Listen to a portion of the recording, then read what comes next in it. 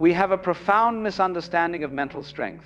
We mistake loudness for certainty. We mistake aggression for power. We mistake the frantic energy of the busy mind for a mind that is effective. And conversely, we mistake stillness for weakness. We see the person who does not react, who does not immediately defend themselves, who does not broadcast every fleeting opinion, and we assume they are weak. But this is a deep and dangerous inversion of the truth. The loudest mind is often the most terrified. The most reactive mind is the most enslaved. The mind that cannot be still is the mind that is running from itself. The term weak mind is difficult. Let us be precise. It is not a judgment. It is not a moral failing. It is a diagnosis of a function. We have a profound misunderstanding of mental strength. We mistake loudness for certainty. We mistake aggression for power. We mistake the frantic energy of the busy mind for a mind that is effective. And conversely, we mistake stillness for weakness. We see the person who does not react, who does not immediately defend themselves, who does not broadcast every fleeting opinion, and we assume they are weak. But this is a deep and dangerous inversion of the truth. The loudest mind is often the most terrified. The most reactive mind is the most enslaved. The mind that cannot be still is the mind that is running from itself. The term weak mind is difficult. Let us be precise. It is not a judgment. It is not a moral failing. It is a diagnosis of a function. A weak mind, for our purposes, is not an unintelligent mind or an unkind one. It is a mind that has not been trained. It is a mind that collapses under external pressure or internal chaos. It is a mind that has outsourced its center of gravity, allowing the winds of circumstance and the opinions of others to define its reality. It is a brittle thing, shattering when life applies the pressure it inevitably will. The unbreakable mind, in contrast, is not one that feels no pain or avoids all doubt. That is a fantasy. No, the unbreakable mind is one that has been forged. It is a mind that has learned to metabolize pressure, pain, and uncertainty into form. It has built an internal structure. It holds its own shape. The immediate objection is one of compassion. To call a mind weak is to kick someone when they are down. People are products of their environment, their trauma, their biology. This is all true. We are creatures of context. But to observe a function is not to condemn the person. You would not tell a person with untrained arms that it is judgmental to point out they cannot lift a heavy weight. You would identify the lack of training, and then, if they wish to, you would hand them the tools to build the strength. This is not about judgment. It is about awareness, and it is about the path. Because a weak mind is not a permanent sentence. It is a default state. It is the state of an untrained mind. And any mind can be trained. But first, we must see the signs, not as failures, but as signposts, pointing to where the work needs to be done. The first sign of an untrained, brittle mind is that it is a mind of constant reaction. This mind has no space between stimulus and response. It operates like a simple circuit. A notification pings, the hand reaches. An email arrives, the heart quickens with anxiety.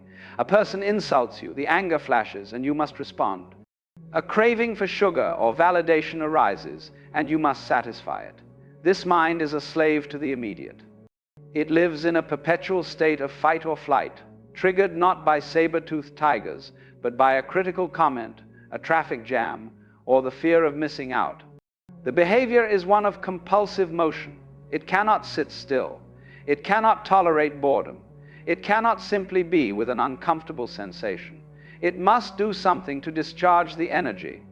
The psychology behind this is a deep-seated fear of the present moment. This mind has outsourced its peace. It believes that relief and happiness are out there, in the next notification, the next purchase, the next argument won. Stillness is terrifying because in stillness, this mind is forced to confront its own internal chaos. The reaction, the busyness, the outrage, it is all a sophisticated distraction from a hollow core. There is no governor in the engine, no captain on the bridge.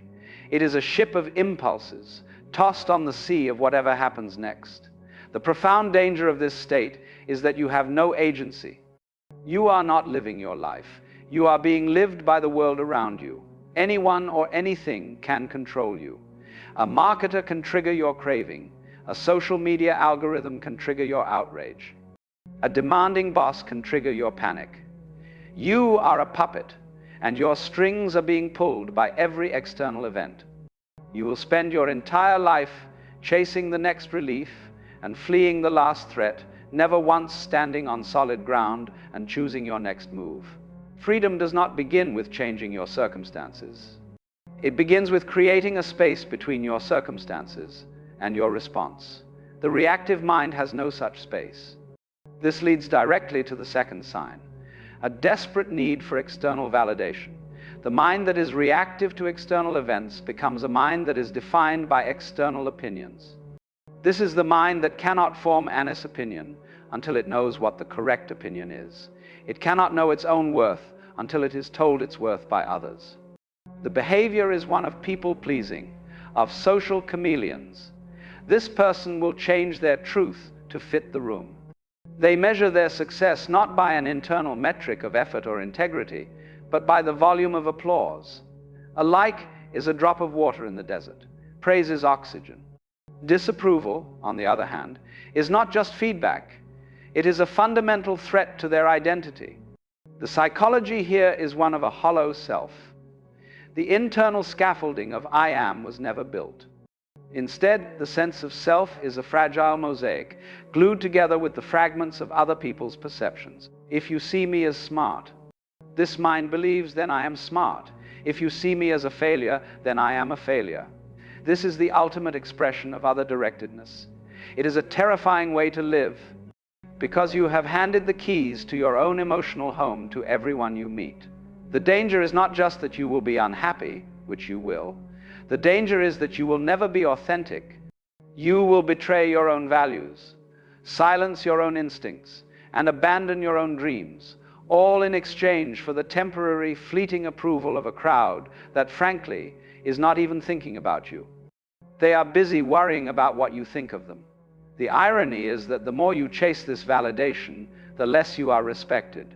The world is full of people pleasers. They are interchangeable. The person who is respected, the person who has gravity, is the one who has an internal center. The unbreakable mind knows its own worth, not because it is arrogant, but because it has decided on its own scorecard.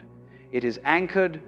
The brittle mind is a weather vane, spinning in any direction the wind of public opinion blows. The third sign is the adoption of a permanent victim narrative. This is the mind of chronic blame. Nothing is ever its fault. The world is a conspiracy against its success.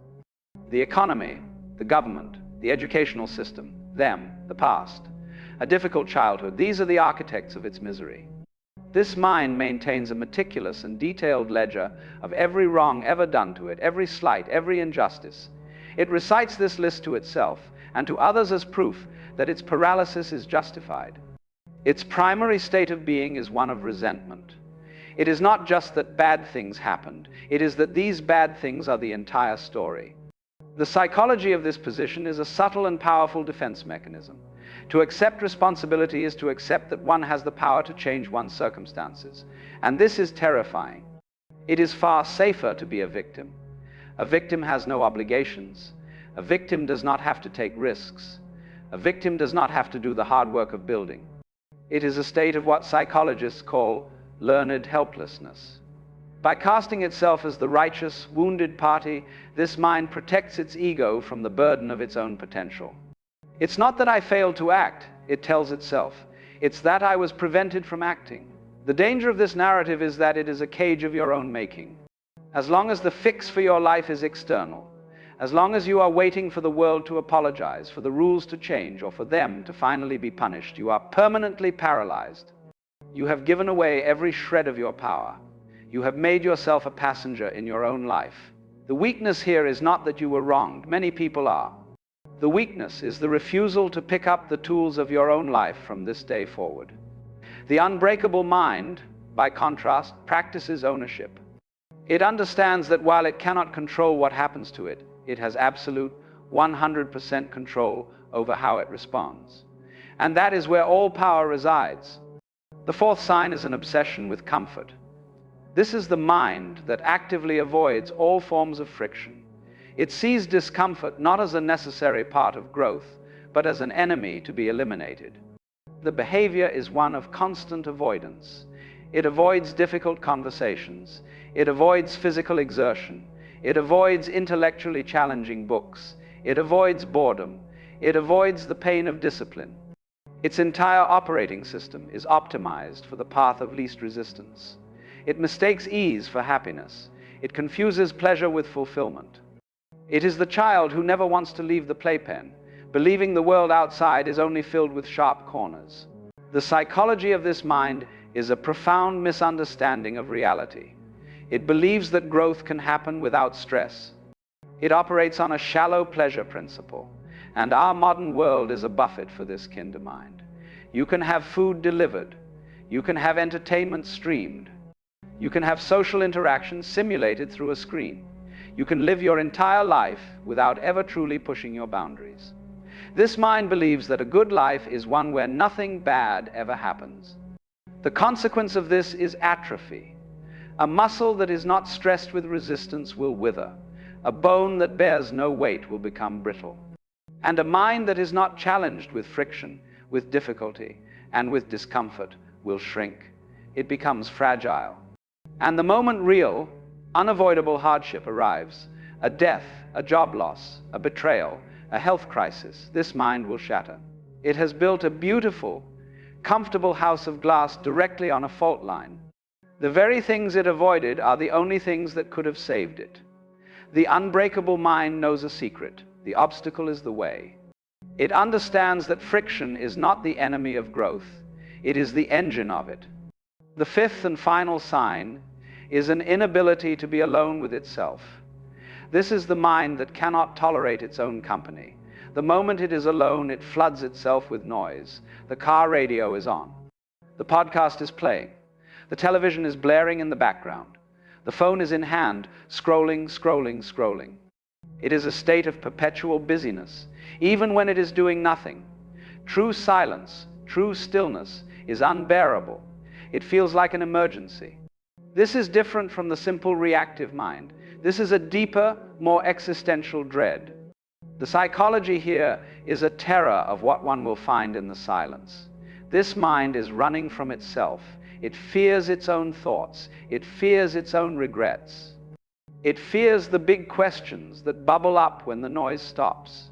It fears the profound emptiness it senses at its core. The constant stream of consumption content, noise, drama, work is a bulwark against self-reflection. If the mind is always on, always connected, always consuming, it never has to be. It never has to stop and ask, is this the life I want? Who am I, really? The devastating consequence is that you will never, ever know yourself. All wisdom, all self-awareness, all genuine creativity, and all true peace are born in the space of solitude. Solitude is not the same as loneliness. Loneliness is the pain of being alone. Solitude is the power of being alone. By constantly running from your own mind, you ensure you will always be a stranger to your own core. You are a ship without a navigator, sailing on an ocean of noise, and you have mistaken the noise for the journey. So, we have seen the functions of a brittle mind. A mind that is reactive, externally validated, blaming, comfort-seeking, and terrified of stillness. This is the default state, the untrained state. How, then, do we forge the unbreakable? It is not a mystery. It is not a gift. It is a process. It is training. It is the work of a lifetime. And it begins with simple, repeatable actions. First, to counter the reactive mind, you must practice the sacred pause. This is the forge of all self-control. When you feel the pull, the urge to check the phone, the flash of anger, the craving, you introduce a deliberate gap. You stop. For 1 full second, you do nothing. You do not act. You do not suppress the feeling. You simply observe it. In that 1 second gap, everything changes. You break the circuit. You create separation. You are no longer the anger.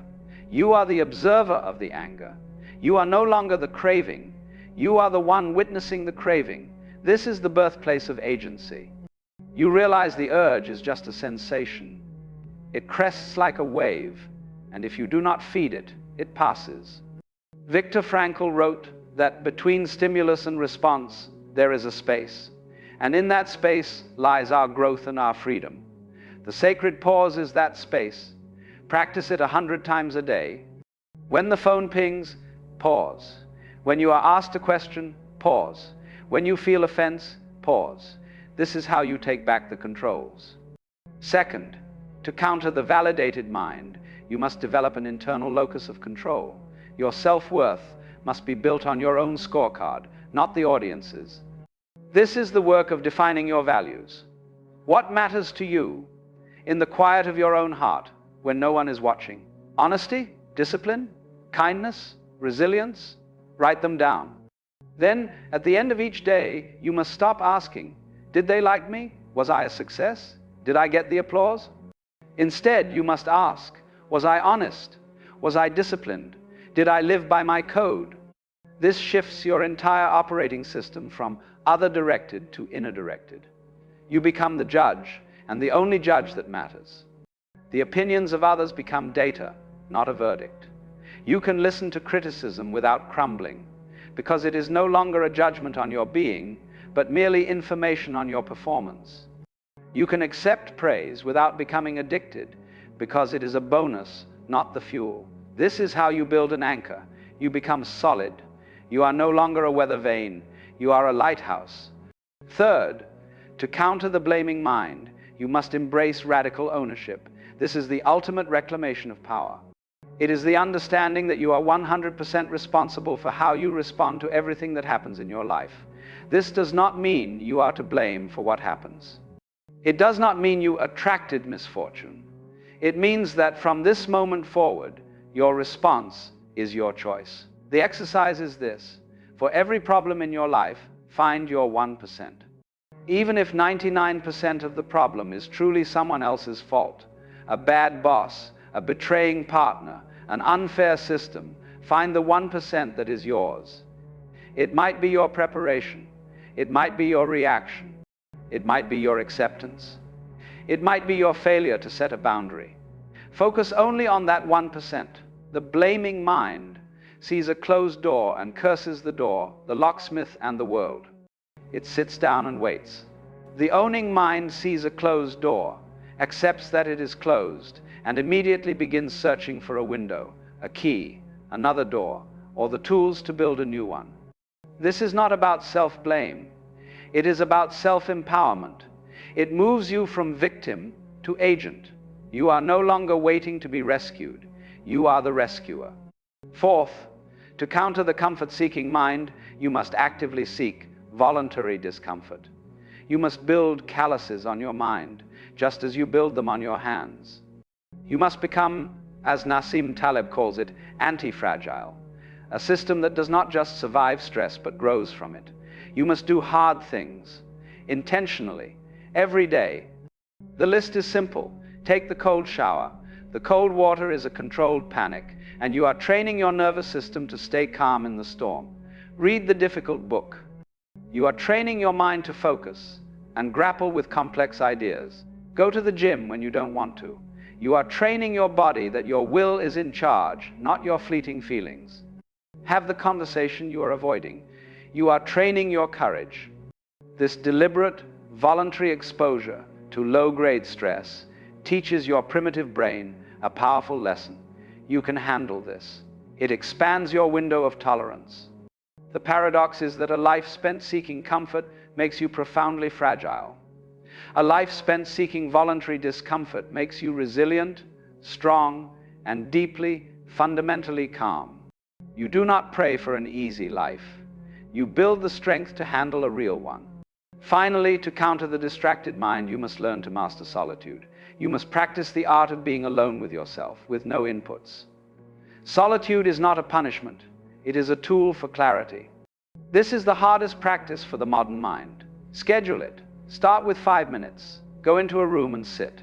No phone, no music, no books, no podcasts, just you and your thoughts. At first, it will be chaos. Your mind will scream for distraction. It will be a storm of anxieties, to-do lists, and restless energy. Do not run. Stay. Just watch the storm. If you stay, a funny thing happens. The mud begins to settle. The water becomes clear. You begin to hear the quiet voice beneath the noise. This is your own wisdom. You cannot hear it in the chaos. You can only hear it in the stillness. By mastering solitude, you are no longer running. You are making peace with your own mind. You are finding that the void you feared is not a void at all. It is a space. It is the space required for ideas, for peace, and for self-knowledge. The unbreakable mind is one that can find its center in the middle of a hurricane, and that center is only found and fortified in stillness. The weak mind, then, is not a failure. It is a warning. It is the default state of a mind allowed to be shaped by impulse, by the opinions of others, and by a primitive craving for comfort. The unbreakable mind is not a gift. It is a built thing. It is the conscious, deliberate, and daily result of practicing the pause, of defining your own worth, of owning your responses, of choosing the hard path, and of daring to be still. This is the work. It is not complex, but it is not easy. It is the hardest and most important work you will ever do. The path is clear. The tools are in your hands. The real question is not what to do. The question is, are you willing to do it?